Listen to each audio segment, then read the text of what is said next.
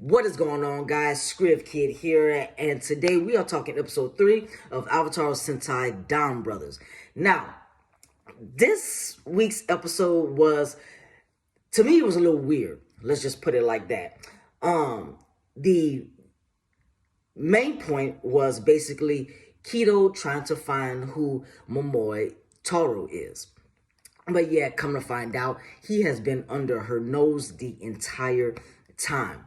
So the episode starts off with the basically Momoi delivering a package to Kido's residence. And so now we also learn that Kido is living with her aunt.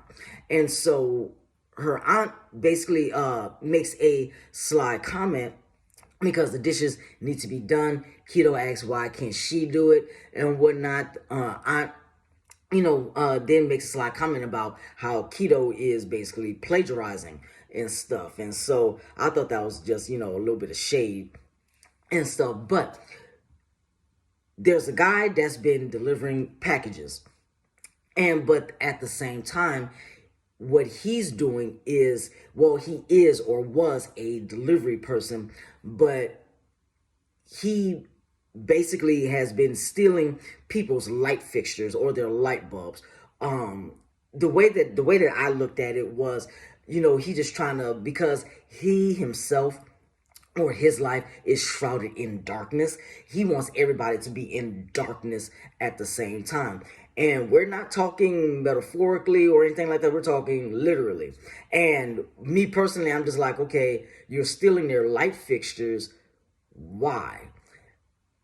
You do know that they can actually go out to the store and, buy more. So that right there, like the I guess you could say the gimmick for that just really didn't make a lot of sense to me. But the demon or the monster of the week was a Lupin versus Pat themed monster. And so not only that, we are then introduced to the third member of our bad guy group. I cannot remember what her name is.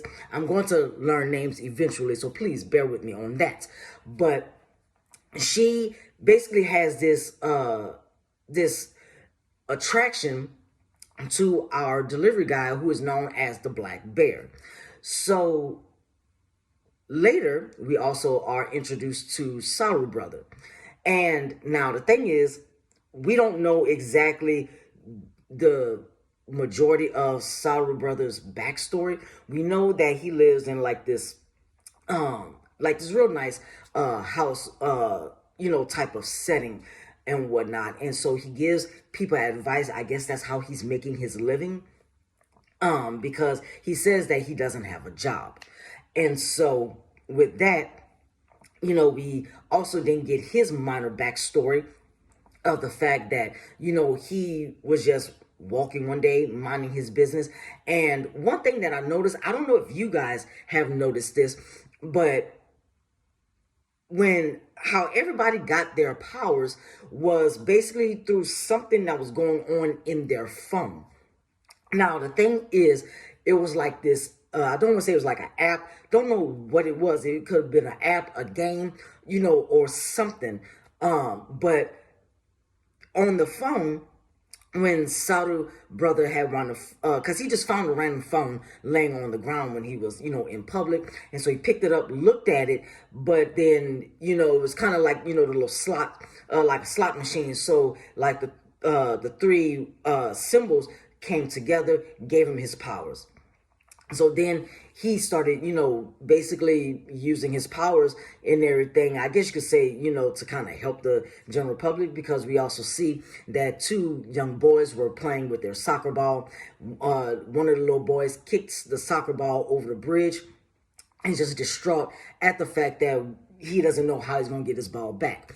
And so Saru winds up transforming, opening, the little gateway door, going to get the ball, tosses it back, and then just goes about his business. So after that, we also see that Momoi delivers a package to Kido's house.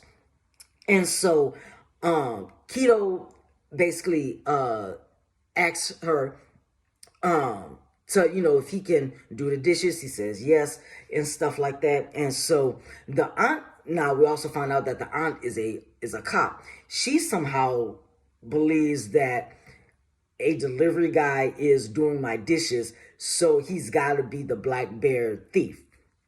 I don't know where that perspective came from and whatnot. So then she falsely arrests him and stuff like that. And so they sit, have a talk. Momoy accidentally drops his name tag on the floor. But then Keto asks that, she basically says, hey, I'm trying to find Momoy Taro. Have you ever delivered a package to him? Now, mind you, Momoy cannot tell a lie. So he was like, no, I haven't. And this is where things also don't make sense. Because even though he did tell the truth that he's never delivered a package to Momoy, because technically Momoy is him, he could have very well said, no, I haven't delivered a package to Momoy Taro because that's me. I'm him. But yet he didn't. He just strung it along. So Keto basically asks if she can, go do deliveries with him.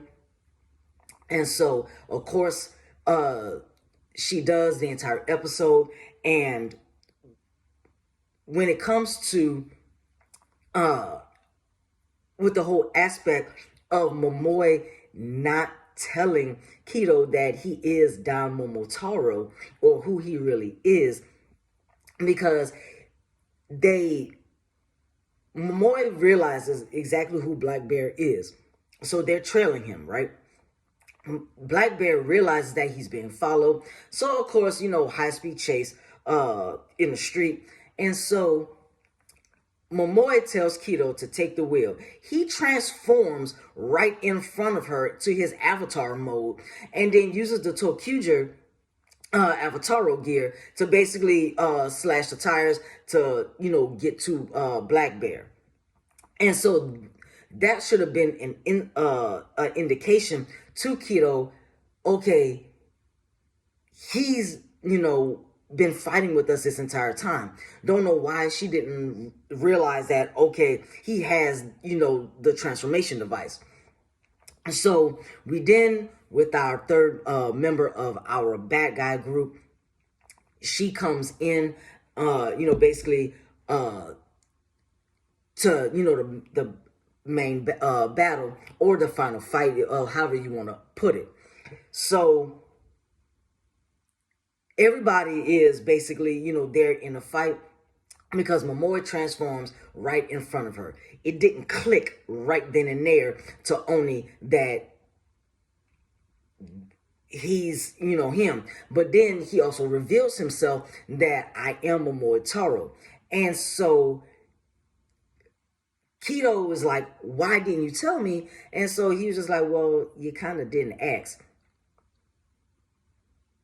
So that's my nitpick for that episode. But then one thing that I've realized or that they've shown in that I've also kind of found a little interesting is that even though Momoy and Keto were in the fight first, the gateway door opens and then we have Kiji, Saru, and Ino brother already transformed in there. So what I'm starting to believe is that if there's a fight that's already going on, if one of the Donbrothers transforms, then by default, everybody else will automatically transform and get sent to the battlefield. And so now, with the monster of the week, who is the Lupin versus Pat themed monster, it really wasn't a huge fight or a long fight. They wind up doing their finisher, but then our female bad guy, she blocks the finisher. And I guess you could say that kind of shows exactly how strong this new group is. Now, we don't know exactly, who they are or anything like that. So we don't know if the girl is stronger than the other two, or if they're all equally strong, or if, by it's obligated that the main bad guy the first one that we saw in episode 1, he's the strongest of them all. We don't know just yet, but I am curious to find out. Now, the thing is, our Lupin versus Pat demon, he tries to make a run for it. And so, even though our female antagonist was asphyxiated with him, she basically was like, okay, you're kind of boring now. I don't really care about you anymore. So her blade turns into a crossbow, and then just shoots an arrow and, destroys the monster. Now, the monster is destroyed, but we also see in like the digital world that Black Bear, his human self, was in like this cube, and so it started to shrink and shrink until it cracked and then just disappeared. So we don't know if she killed him or what's going on. But a theory that I got is that Momoi's adoptive father, we see that he's in a prison.